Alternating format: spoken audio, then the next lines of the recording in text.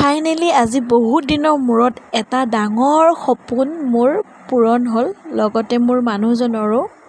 আৰু লগতে আজি এটা ইউনিক বস্তু টেষ্টো কৰিলোঁ, তিতা কেৰেলাৰ আচাৰ। কোনো জীৱনত খাই পোৱা নাছিলোঁ, আজি প্ৰথমবাৰ ট্ৰাই কৰি চালোঁ। মই পিছে ইমানো বেয়া নাপালোঁ।